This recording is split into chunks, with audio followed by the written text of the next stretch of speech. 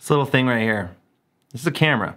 This is the Insta360 Go 3. It's the third generation in Insta360's Go line, which is their ultra compact wearable action camera.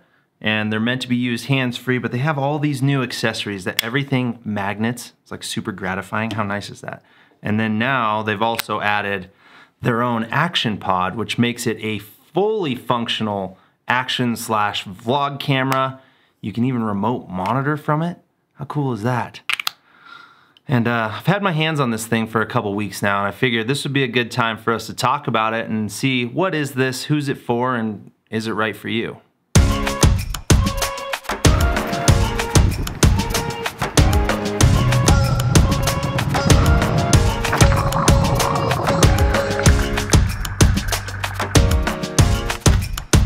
Oh, look at that.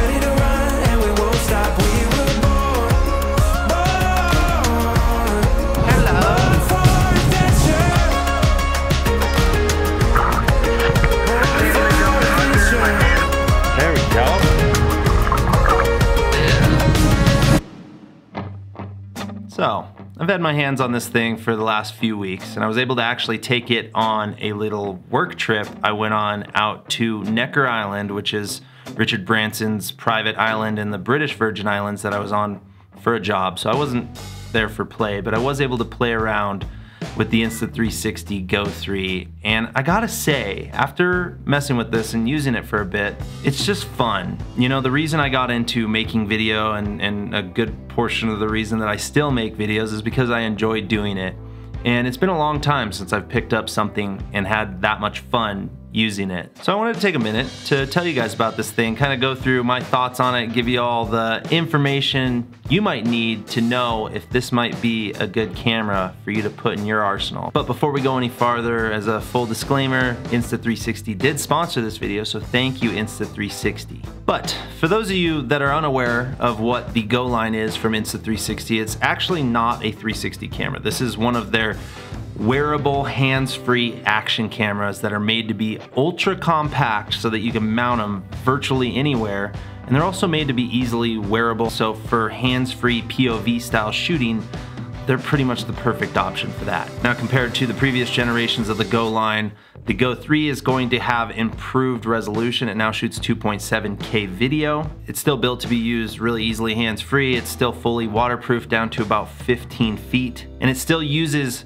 Insta360's flow state stabilization, which allows you to wear it in high action environments and stabilize it either in camera or even better using the app in post. You can also turn on horizon leveling, and it'll have 360-degree horizon lock, so you can use it on pretty much anything, even if it's spinning. But what's new with the Go 3 is their new action pod, which is basically the whole pod to both monitor and control the camera. It also acts as the charging station for it. So the Go 3 itself, the camera, has a 45-minute battery life, which is about doubled from the Go 2.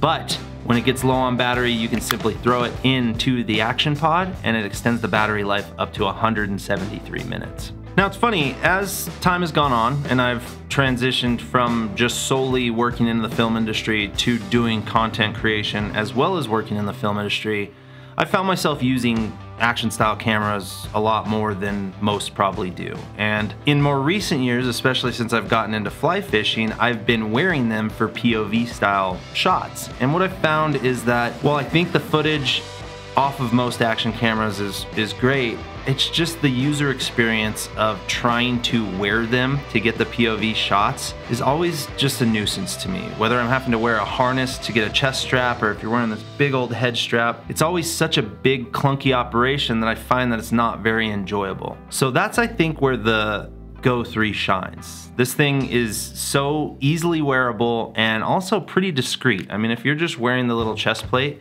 and you put it on like so, if you're walking through something like an airport to shoot a travel vlog, this is not nearly as noticeable as wearing some other larger action camera, especially if you're gonna wear one on your head. So what I found is it makes it to where I'm more willing to shoot those kind of POV hands-free shots than I was on previous action cameras. And with the addition of the action pod, you can literally just clip the whole thing onto whatever mount you want. This is the mount that comes with the kit. It's got a sticky pad on the bottom, sticks to anything that is smooth and flat. Or you can unthread that. It's got a 1/4 thread on the bottom, so you can put it on a tripod or any other mount like that. But it makes it super easy to mount in positions that previously using other attachments would have been more difficult. Also, since the screen flips back, it is, you know, totally usable as a vlog camera. So we are heading to a location called the Baths today, which I think are some caves that we get to go explore. So for anyone that doesn't have a full-size vlog camera, I think it's a pretty cool way to get your feet wet into making content and documenting things. So I think that is what's so great about this camera, that it makes shooting video and creating content not only fun but easy, and it works in a very seamless way. And Insta360 has really thought about their mounts for everything. For example, another mount that comes with it when you buy it is their hat clip. So instead of having to wear a full like head strap thing, all you would do is goes on like that. It's light enough that it works without really bugging you. And I know it still looks, I guess, maybe a little goofy, but not nearly as goofy as if you wore the whole strap to put a camera on your forehead and all that.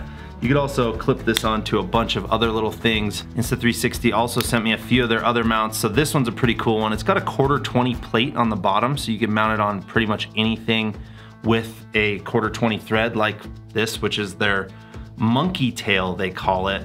It's basically a long, flexible, bendable pole, I guess you should say, that you can wrap around anything for mounting it, that just opens a lot of possibilities. The other thing built in with this, it also incorporates the 2 little legs or the 2 little tabs so that it'll mount on any other like GoPro style mount, which is pretty cool. They also sent me their little 2-in-1 tripod, which is basically like a selfie stick meets a tripod. So you're able to like quickly set this thing up, mount it wherever you want. Again, you could mount just the camera or the action pod on the top. It's pretty cool that with just this little tiny kit, you have a lot of functionality. And I think maybe that's what was so fun about it, that you don't need a bunch of like random mounts and parts and pieces to make this work. It's just simple and small and easy. But the other big thing that I want to talk about is the back end of all of this. And this is where Insta360 has really come a long ways, is that they've made the post-processing side both easy and fun. And they've recently added a part of their app that does automatic or AI-based editing. So basically all you do is you can shoot all your footage, go in there and have it AI select what parts of the clip are the best. It'll assemble everything together, edit it to music, and then you can go in from there and tweak and change it if you feel needed. But basically, I find that a lot of people buy action style cameras and they'll go out and shoot with them all the time. That's the easy part. People will just mount them somewhere, go and shoot, but then at the end of the day, they go and put the footage on their computer and it basically turns into an archive that will never see the light of day. So where I think this thing shines huge is not only how easy it is to use, but how easy it is to actually create the video and to share it. Again, with the AI editing, it makes it super easy. You don't have to have any editing experience. The other thing that's really cool is that Insta360 has built this with, you know, drone pilots and RC guys in mind. So they have what they call free frame mode, which basically shoots the entire sensor. It's a full circular image that comes off this thing that uses every single pixel.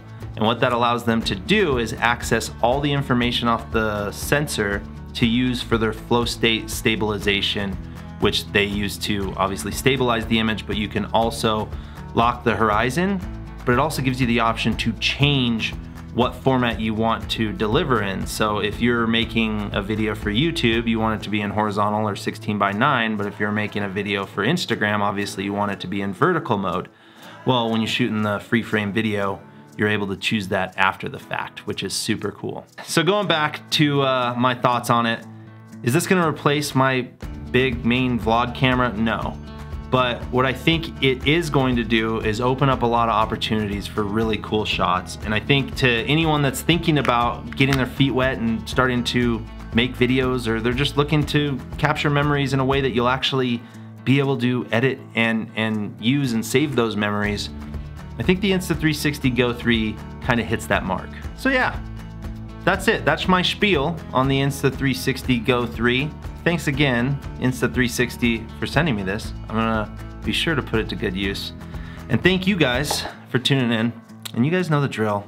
Like this video if you do. Subscribe if you haven't. Come be my wingman. We'll see you on the next one. Peace.